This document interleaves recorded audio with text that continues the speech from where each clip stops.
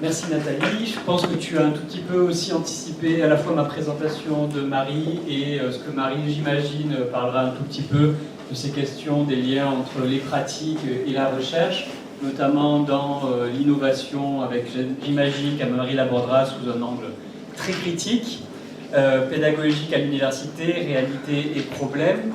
Donc Marie est professeure émérite à l'université de Nantes. Elle travaille depuis longtemps maintenant sur la question du développement langagier de l'anglais en tant que langue additionnelle. Alors je ne sais pas non plus si tu aborderas ces questions, notamment terminologiques, de langue initiale, langue additionnelle. Mais voilà, Marie travaille depuis longtemps sur ces questions-là. Et notamment les deux ouvrages sur lesquels elle a participé récemment résument ou synthétisent en tout cas ses positions à la fois théoriques et pratiques sur la question des langues dans l'enseignement-apprentissage, qui sont d'une part Language Learning in a Multilingual World. Donc la question est de voir comment on valorise les différentes langues du répertoire langagier des individus dans des pratiques qui elles-mêmes sont translangagières et transculturelles. Et le deuxième ouvrage, qui est Cognition et personnalité dans l'apprentissage des langues reliées théorie et pratique. Et rien que dans le titre, on voit déjà les deux grands paradigmes de travail de Marie, qui sont à la fois reliés sur le terrain, les pratiques et la recherche, via la recherche-intervention et la recherche-action, mais aussi le fait de prendre en considération la neurocognition, la psychologie dans ces processus d'appropriation, ou plutôt de développement langagier. Donc je laisse la parole à Marie, qui j'imagine va développer tout ou partie de ces éléments dans sa conférence. Merci Marie pour cette première conférence. Merci de m'avoir invité. Merci à Grégory de m'avoir présenté. Je ne sais pas si je vais développer tous les points qu'il a indiqués. Bien entendu, je serai quand même dans mon paradigme. Voilà ce que je vais essayer de voir avec vous. Hein. D'abord, quelques éléments de contexte et ensuite quelques éléments de réflexion que j'aimerais bien partager avec vous et vous offrir en conclusion quelques pistes. Donc il existe de très nombreuses définitions des termes innovation et innover, à la fois en diachronie et en synchronie. Pour la diachronie, je vous renvoie vers un très intéressant article de Henri Besse de 2016 que je vous ai mis en bibliographie. Mais si on regarde la définition que propose l'OCDE, qui est, me semble-t-il, une des plus larges, hein, malgré sa vocation économique, on voit que l'innovation est liée à la nouveauté et à l'amélioration des produits, des organisations, des techniques, finalement, pour résumer, au changement en mieux.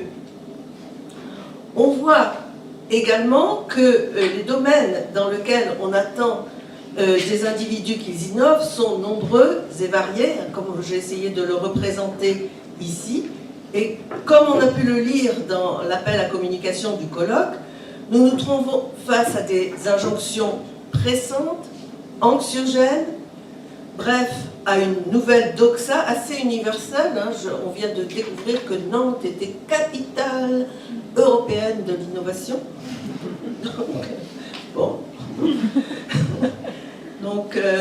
Et puis, il faut innover ou mourir, hein, avec les risques de frustration inhérents à toute approche descendante. Dans le domaine de l'éducation, la définition qui émerge de l'article d'Henri Besse dont je viens de vous parler rejoint cette idée que l'innovation, c'est le changement pour un mieux. L'innovation, c'est un processus de transformation des pratiques qui se démarque d'une pratique antérieure dans le but de favoriser la réussite des étudiants dans la durée. Alors moi, personnellement, j'ajouterais, en mettant en place des dispositifs souples et adaptables, accompagnés d'un appareil de recherche, comme l'a dit Nathalie tout à l'heure, en utilisant le potentiel du numérique au service de l'objectif poursuivi et non l'inverse, en impliquant tous les acteurs dans une démarche collaborative. Et dans ce domaine également, on trouve la même injonction institutionnelle et elle n'est pas nouvelle. Alors, si on regarde ensemble quelques dates, au milieu des années 80, le gouvernement de Laurent Fabius a lancé un projet de grande ampleur qui s'appelait Informatique pour tous. Et il partait d'une innovation française primée à l'international, qui s'appelait le TO7, puis qui a été remplacé au bout de 2 ans par le TO7 70. Il était compatible avec le Minitel, je ne sais pas qui se rappelle du Minitel aujourd'hui, avec pour objectif de sensibiliser élèves et enseignants au potentiel de l'outil informatique, qui était à l'époque très peu développé, très coûteux, mais le deuxième objectif, c'était de remettre à flot la compagnie Thomson, qui était en difficulté. Ça englobait la formation de 120 000 enseignants, dont j'ai fait partie. Et on peut dire que du côté sensibilisation à l'outil, l'objectif a été atteint. Mais au niveau éducatif, les formations étaient assurées par des informaticiens qui nous ont appris à programmer en basique. C'était pas nécessairement utile pour enseigner les langues. Du point de vue technique, il y avait un crayon optique de Thomson qui a dû s'incliner devant la souris de Microsoft. Donc, ce qu'on peut dire, c'est que ce sont des problèmes politiques et sociaux qui ont interféré avec des objectifs éducatifs d'une part, et d'autre part, l'approche descendante n'a pas permis de prendre en compte les besoins réels sur le terrain, et deux cultures ont été rapprochées sans que rien ne soit fait pour qu'un processus d'acculturation ait pu être enclenché. Alors depuis 2010, pour faire un grand saut dans le temps, la stratégie Europe 2020 a fait de l'innovation une priorité. Il y a eu donc une volonté politique et économique pour répondre aux défis de la mondialisation. En 2013, un bouillonnement d'actions en ce sens ont pu être recensés. Les enseignants et enseignants-chercheurs novateurs ont eu le soutien institutionnel dont ils ont besoin. C'est ainsi que nous-mêmes, nous avons pu bénéficier d'un financement et du soutien nécessaire pour le projet appui au présentiel à l'Université de Nantes. Aujourd'hui, la tendance ne se dément pas et le site du ministère de l'Enseignement supérieur, de la Recherche et de l'Innovation, ça ne s'invente pas, a lancé de novembre 2018 à mai 2019 un appel à projet pour former les enseignants à l'innovation. On a besoin de ce soutien institutionnel, avec le risque que les conséquences soient contre-productives, comme c'est souvent le cas, des décisions descendantes. Alors si on regarde du côté des thématiques abordées dans le cadre de ce colloque, alors moi j'ai pris l'ancienne version, on s'aperçoit que leur variété, ainsi que les centres d'intérêt des participants, témoignent du dynamisme des enseignants-chercheurs. Mais on peut se demander si ce dynamisme ne se limiterait pas à celui de ceux qui sont là aujourd'hui, qui ont bravé les grèves et les problèmes de transport pour être là, et qui sont motivés, comme le disait Nathalie. À ceux qui échangent dans des revues comme ALSIC, Recall ou Call, et puis qui fréquentent les colloques associés. Je ne pense pas empiéter de trop sur le travail de Cédric Sarré et Shona White en indiquant qu'une visite sur le site de Catapulte indique que 72% des enseignants n'utilisent pas le numérique et ne sont pas formés, contre 18% qui déclarent l'intégrer dans leur cours. Alors il y a eu une thèse aussi qui a été soutenue le mois dernier à Strasbourg et qui va dans le même sens. Elodie Lang a montré que les productions écrites des étudiants à l'université se font presque exclusivement à la main, sans aide numérique quelle qu'elle soit, et que tous, qu'ils soient francophones ou allophones, ont des difficultés à rédiger en français. Elle montre également que les exigences des enseignants sont irréalistes dans la mesure où on refuse à ces étudiants l'accès aux outils qui pourraient les aider à approcher les normes académiques. On voit qu'il n'est pas possible d'apporter une réponse simple et univoque. Alors, le problème majeur est là. Comment expliquer que depuis plus de 30 ans, les enseignants reviennent constamment à des pratiques dont tout le monde sait qu'elles ne fonctionnent pas, et cela même alors que l'institution multiplie les injonctions pour développer l'innovation. On se trouve finalement face au conservatisme des enseignants qui affrontent les injonctions d'une institution qui reste largement jacobine. Le problème est pour moi éthique et politique. Éthique d'abord, est-ce qu'on peut vraiment ignorer les recherches et les résultats et garder les anciennes pratiques?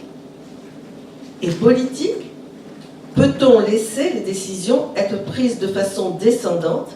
Alors je pense au CLES et au TOEIC, puisque le gouvernement veut abandonner le CLES pour favoriser le TOEIC, sans avoir consulté les gens qui finalement connaissent l'évaluation, la recherche sur l'évaluation. On peut en dire de la même chose à propos des retraites, où finalement on descend, c'est descendant, alors qu'on aurait pu voir chaque groupe et essayer de voir comment, dans chaque groupe, on pouvait aller vers quelque chose de commun. Alors pourquoi les enseignants sont-ils conservateurs? Alors, ça, c'est une préface, dans la préface de Weston Labarre, pour le livre de Devereux, que vous avez en biblio, cette préface souligne la difficulté psychologique que les êtres humains ont à quitter leur zone de confort pour changer. Car tout changement occasionne une perte anxiogène de repères identifiés. D'autre part, la théorie de la sélectivité socio-émotionnelle explique qu'en fonction de la perception du temps qu'on a devant soi, on acceptera ou non d'investir du temps et des efforts pour changer. D'où la difficulté que les personnes installées et un peu âgées, qui ont donc plus à perdre que les plus jeunes, que ces personnes-là peuvent avoir à adopter des nouveaux concepts et des nouveaux outils. Cependant, pour accepter de changer, il faut une bonne raison. Si les gens ne changent pas, c'est qu'ils ne sont pas suffisamment motivés pour le faire. Pourquoi ne sont-ils pas suffisamment motivés? S'ils acceptent de changer, il faut, pour calmer l'angoisse, qu'ils sentent qu'il est possible que le retour à la case initiale, que ce retour-là soit possible. Avec un bémol, à condition que les enseignants soient responsabilisés et aillent au-delà d'intérêts personnels, comme des intérêts de carrière, de charges de travail, pour prendre en compte le bien commun. Je m'interroge en effet sur le retour aux cours magistraux de grammaire en première année de licence LEA, alors qu'on sait que leur utilité est quasi nulle. C'est ce qui a remplacé le dispositif initial que nous avions mis en place à l'Université de Nantes. Alors, les enseignants se projettent, ils pensent qu'ils ont appris comme ça, mais c'est une représentation qui n'est pas validée. Ils ont appris à connaître les règles, mais pas à parler la langue à partir des règles, parce que c'est pas comme ça que l'on apprend. Les enseignants sont conservateurs, mais les étudiants peuvent l'être également. Comme les enseignants-chercheurs qui essaient de mettre en place des dispositifs conformes aux théories d'apprentissage, on peut le constater. Le changement de paradigme de la transmission à la construction du savoir, de l'instruction à l'autonomie dans la recherche des données, de l'organisation collective des apprentissages à l'individualisation des parcours est en rupture avec les pratiques antérieures et leur représentation de ce que c'est qu'un cours. Dans la thèse de Julie McAllister, les étudiants disaient « un cours, c'est avec un professeur ». Et certains ont du mal à se distancer. De plus, leurs priorités ne sont pas nécessairement en phase avec ce qu'on leur propose.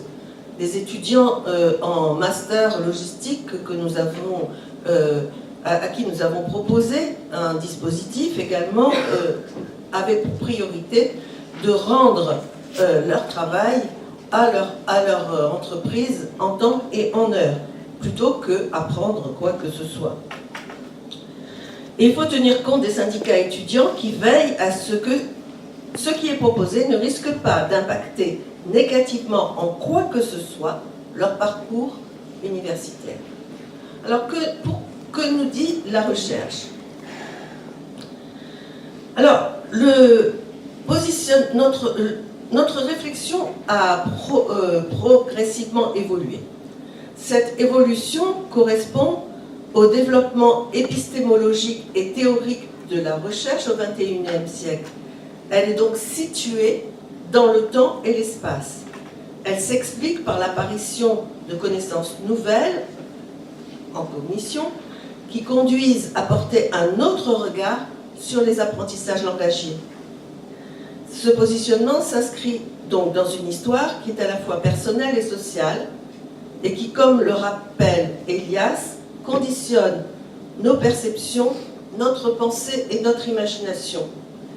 C'est pourquoi il importe de réintroduire le chercheur dans sa recherche pour qu'à leur tour, d'autres chercheurs puissent se positionner. La science a progressivement été vue comme un discours socialement, voire nationalement situé. Ce discours est soumis à l'influence du contexte de production que les connaissances scientifiques sur la construction de l'objet de recherche. Aujourd'hui, la tendance générale de la réflexion scientifique ou philosophique, si on se retourne vers Foucault, c'est-à-dire l'épistémé, est celle de la complexité. Elle s'appuie sur la déstructuration et l'incertitude. Elle rejette la notion de progrès, ce qui conduit à remettre en cause le caractère exclusivement positif de l'innovation. On lui préfère le construit de résolution de problèmes dont parle Popper, pour qui l'histoire du vivant n'est que résolution de problèmes, avec l'idée, bien sûr, que chaque problème résolu crée d'autres problèmes. Pour les chercheurs qui se réclament du constructionnisme social, les individus et les groupes créent des entités subjectives sur le plan ontologique, dont la réalité s'appuie sur la croyance et l'adhésion, et qui sont ainsi objectives sur le plan épistémologique.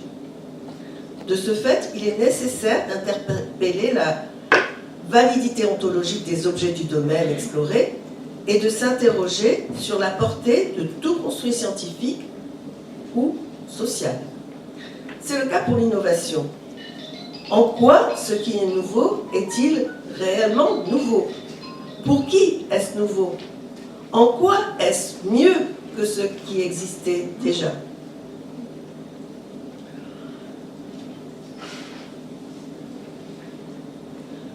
Alors, la didactique est liée au terrain et les institutions sociales donnent aux différents acteurs du système éducatif des objectifs concrets qui nous imposent de nous pencher sur le principe de réalité. Le travail dans l'intervention sensibilise aux problèmes d'innovation, voire de politique éducative. Il met en relief la contradiction entre l'épistémé et le fait que, par besoin de sécurité, les humains ont néanmoins souvent recours à une ou à la doxa. Ainsi, le Lansade n'existe que si on y croit. Et est-ce qu'il existe une recherche qui soit spécifiquement en Lansade, ou une recherche qui soit spécifiquement Lansade? Je vous pose la question. Bon, comme ça, voilà. Cependant, bon, on doit reconnaître qu'on retrouve des problèmes et des besoins communs. Il n'y a pas d'enseignants, il n'y a pas d'heures, pas d'argent, en fait, pas de moyens dédiés aux Lansades. Pour enseigner quand même les langues dans ces conditions, il y a eu deux pistes qui ont été privilégiées. D'une part, la tentation Clile-Émile. Alors, il y a deux points de vue. Hein. Il y a la point de vue qui qui le connote négativement. Or, ça répond à une relation transductive entre culture, discours et contenu. Mais la définition même de Cleal et Mill va varier avec le contexte et recouvre des pratiques qui sont extrêmement variées. Elle a bénéficié au départ d'une image de marque positive avec un riche capital symbolique de modernité et de pédagogie de l'avenir. On retrouve des traits communs en Europe où sa promotion est due au désir de développer des citoyens plurilingues pour faire face à la mondialisation. Mais, cependant, on retrouve un nombre de problèmes. La langue d'enseignement n'est que pas utilisée comme langue de communication dans l'environnement immédiat des étudiants. Il est difficile donc d'utiliser la langue. Les enseignants ne sont ni des locuteurs natifs de la langue d'enseignement, ni des experts de celle-ci. Ils sont le plus souvent experts en contenu. D'où le problème de compétences en langue, sauf à utiliser des pratiques pédagogiques différentes. Le contexte d'enseignement est en lien avec les disciplines académiques enseignées et la formation professionnelle. Or, le travail en lien avec les enseignants disciplinaires est souvent problématique. La priorité est donnée au contenu. La langue est le plus souvent l'objet de cours juxtaposés. Ça pose un certain nombre de problèmes. Donc la deuxième piste, c'est utiliser le potentiel qu'offrent les outils numériques et la pédagogie inversée. Dans ce cas-là, les contenus sont offerts sur une plateforme et le présentiel est réservé à la mise en place des pratiques et à l'approfondissement. Cela implique de responsabiliser les étudiants, qui ne sont plus des enfants, et accepter qu'on ne peut plus faire comme avant, étant donné les moyens disponibles et les résultats peu convaincants obtenus jusque-là. Alors, rapidement, les conditions du développement langagier. Au-delà des nombreuses théories du développement langagier, il existe un consensus parmi les chercheurs pour dire que pour qu'il y ait acquisition, on a besoin d'exposition à la langue, d'interaction, d'action, d'entraînement et de méta-réflexion. Alors, que peuvent apporter les différentes théories pour la résolution des problèmes de terrain? Les postulats des théories de l'épistémé d'aujourd'hui rencontrent émergentisme et socioconstructivisme, qui apparaissent donc comme non contradictoires et complémentaires. Le tableau qui apparaît à l'écran souligne que, isolément, aucune des approches ne prend en compte tous les aspects du processus d'apprentissage. Néanmoins, il est important de se rappeler qu'aucun apprentissage ne saurait être efficace sans que son sens social et affectif ne soit perçu par l'individu. Un dispositif qui n'offrirait que des tâches d'entraînement ne serait efficace que pour les apprenants qui auraient pris la mesure des bénéfices sociaux que ces tâches leur apporteraient. L'émergentisme ne peut se concevoir sans une prise en compte du psychologique individuel et social. Suivant les contextes et les attentes, il est important que les dispositifs prennent ces phénomènes en compte de différentes façons. Si on prend soin d'intégrer la complémentarité des théories et la responsabilité épistémologique de chacun, la gestion des dispositifs humains sera plus efficace. Apprenants comme enseignants ont un rôle de chercheur. La pratique réflexive, au moins, ou la recherche-action, permettra à la communauté éducative de jouer un rôle social, voire politique, de façon plus légitime. Alors, sur le plan socio-culturel, aucun apprentissage ne peut avoir lieu si son sens social et affectif n'est pas perçu par l'apprenant. Celui-ci dépendra des contextes dans lesquels il se trouve et donc des habitudes culturelles, de ses attentes et de ses représentations de l'apprentissage qui peuvent être multiples. En ce sens, une longue lignée de chercheurs nous invite à prendre en compte l'histoire des individus apprenants.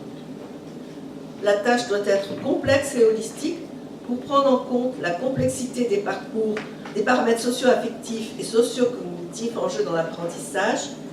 Elle doit permettre l'action individuelle de façon à mettre en place les connexions nécessaires en fonction de l'expérience et du vécu de chacun. L'action va permettre l'appropriation par l'individu de ce qui fait sens pour lui dans des environnements sociaux pluriels dans lesquels il se trouve. Les interactions entre l'individu et son environnement,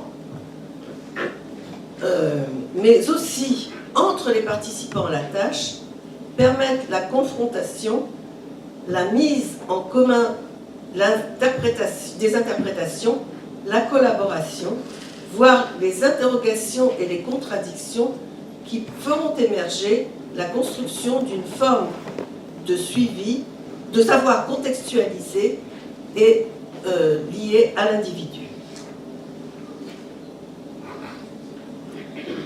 Alors, les recherches donc, que vous avez dans la bibliographie ont montré, d'une part, qu'on avait besoin d'un outcome précis et d'un enjeu social et affectif dans la mise en place des tâches. Alors c'est le travail de la thèse de Chantal Guillaumard qui le montre négativement et plus généralement la recherche dans les tandems. Les tâches d'entraînement ne suffisent pas, comme l'a montré la thèse d'Olga Andronova. La tâche sociale permet la mise en place de circonstances organisatrices pour que l'apprentissage puisse avoir lieu. Et c'est ce qu'a mis en place, a bien démontré la thèse de Christelle Hopp sur la mise en place d'un MOOC interactif.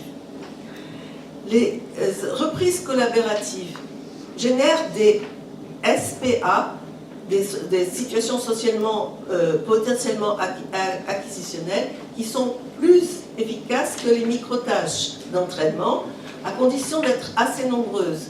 Et ça a été montré dans la thèse de Krastanka et dans les thèses que nous co-dirigeons au Maroc.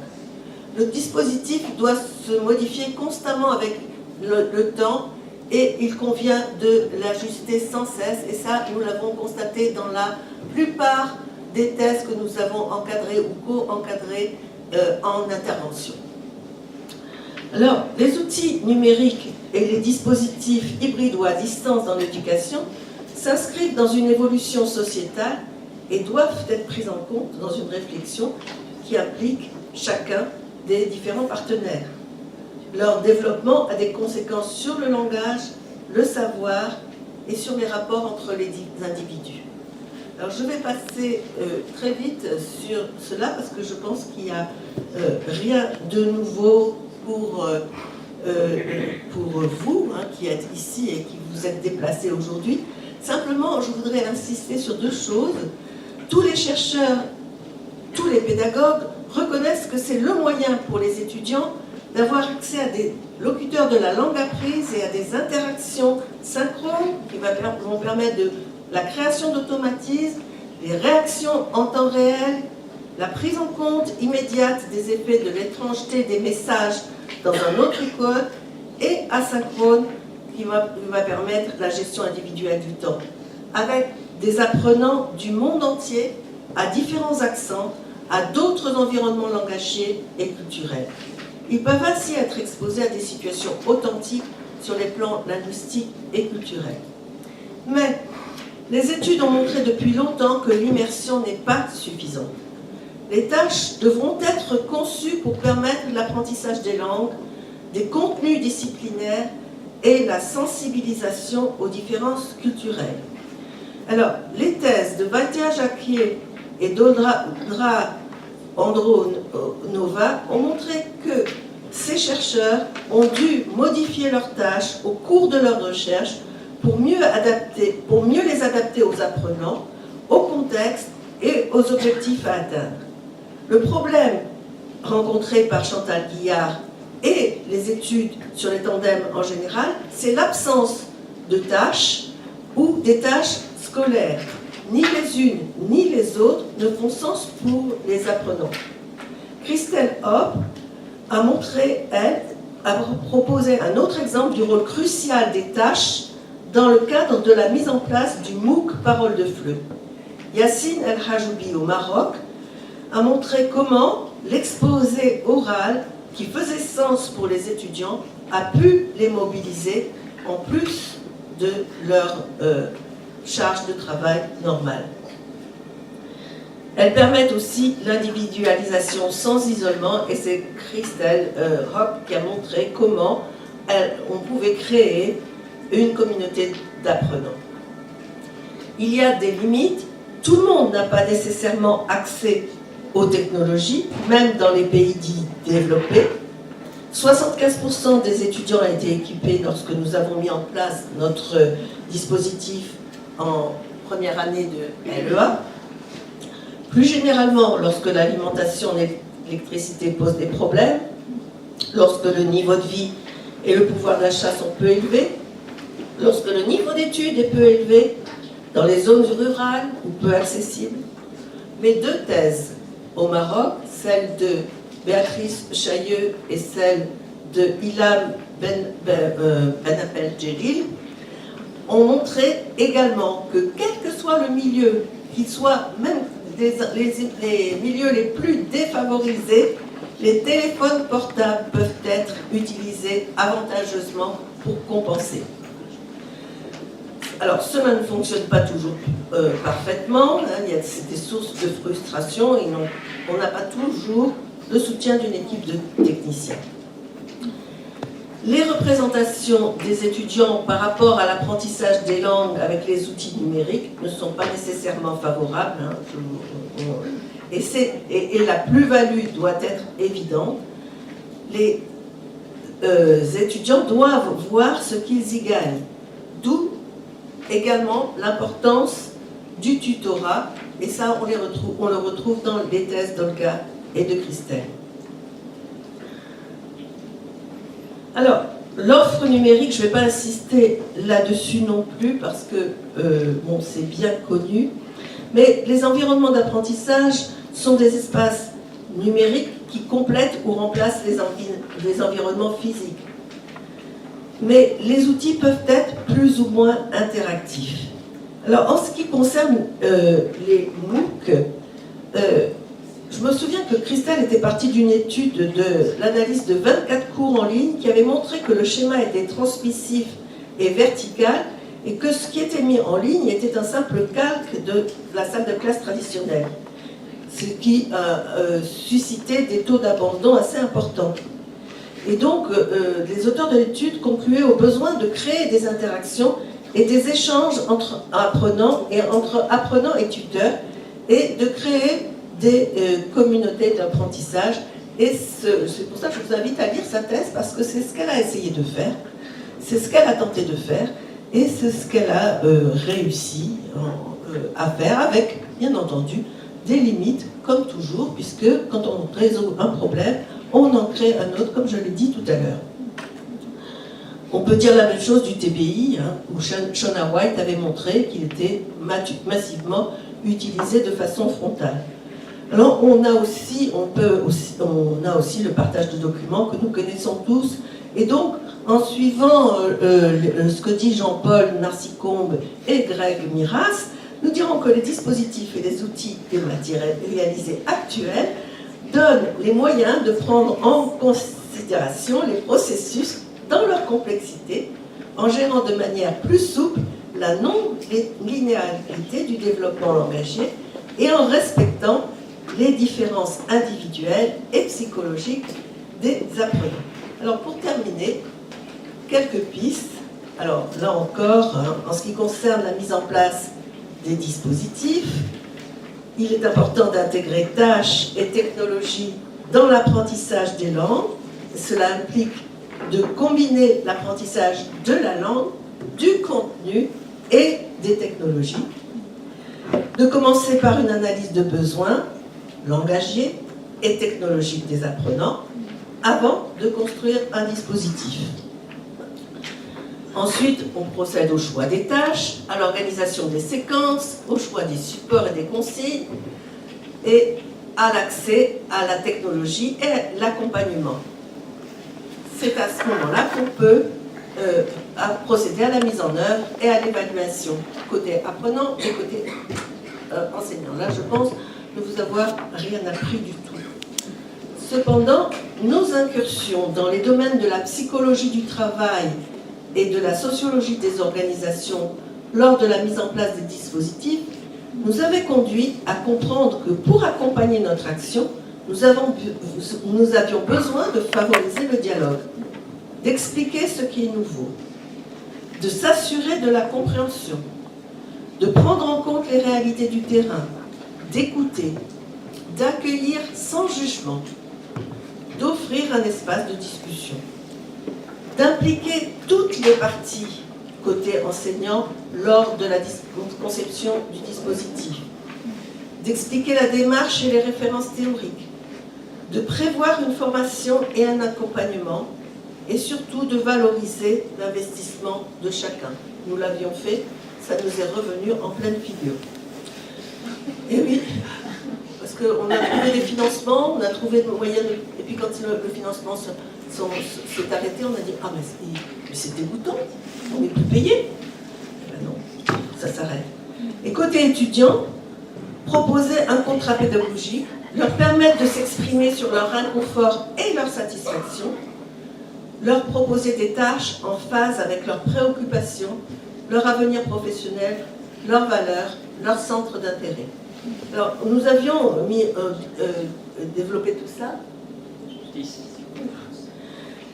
Nous avions développé tout ça à l'époque et j'ai retrouvé dans un article, dans un blog d'Emmanuel Villot-Leclerc et de Lionel Strub que j'ai mis en bibliographie, exactement les mêmes idées et qui nous rejoignaient totalement sur ces points aujourd'hui, mais ça n'empêche pas les projets de disparaître. C'est pas parce que vous faites tout ça que vous allez réussir, je vous le rassure tout de suite. Alors, au-delà des slogans d'aujourd'hui, le numérique pour l'enseignement des langues n'est ni incontournable, ni nécessairement toujours positif, et certainement pas neutre sur le plan culturel. Mais il offre un potentiel dont il serait dommage de se priver. Le numérique facilite le déclenchement des processus cognitifs et sociaux puisqu'il autorise l'individualisation des parcours dans la réalisation de la tâche tout en amenant à interagir dans le travail. Il permet de renforcer la médiation de l'enseignant et celle des pairs et de créer des environnements d'apprentissage non coercitifs qui restent très différents les uns des autres en fonction des différents contextes, en fonction des besoins, en fonction des cultures, en fonction des moyens disponibles. Il convient donc à chacun de prendre la mesure des contraintes qu'il impose et des opportunités qu'il offre pour résoudre des problèmes de terrain bien identifiés et analysés. Une approche ascendante informée sera préférable à des décisions descendantes imposées, comme le montre l'histoire des innovations en général et des innovations pédagogiques en particulier. Ce qu'attendent les étudiants et les enseignants, c'est un meilleur accès au savoir pour tous, un mieux-être à l'université et au monde, pas de l'innovation pour l'innovation. La tâche sociale, le projet, ancre les performances langagières dans l'action, l'intention, les émotions et permet un travail réflexif sur les enjeux liés à la production langagière, à l'écrit ou à l'oral, dans des situations authentiques. Le numérique facilite la mise en place des tâches sociales. Comment donc, dès lors, envisager une réflexion didactique qui permette de répondre à la diversité des problèmes qui se posent sur le terrain et qui laisse à chacun une marge de manœuvre suffisante pour les gérer en toute souplesse d'organisation dans un cadre valide théoriquement et humainement. Alors là, vous avez quelques pistes à explorer, quelques questions de recherche. Les exemples rencontrés, ainsi que les constats au cours de mon propre parcours, ont montré qu'il était nécessaire de prendre en compte les différents contextes et d'impliquer tous les acteurs lors de la mise en place d'un dispositif d'apprentissage. Même si un projet paraît valide théoriquement, ça ne suffit pas à assurer sa validité s'ils ne sont pas pris en compte les croyances et les représentations des différents acteurs sociaux. Les individus qui composent les groupes humains impliqués dans ces actions sont des êtres uniques et complexes.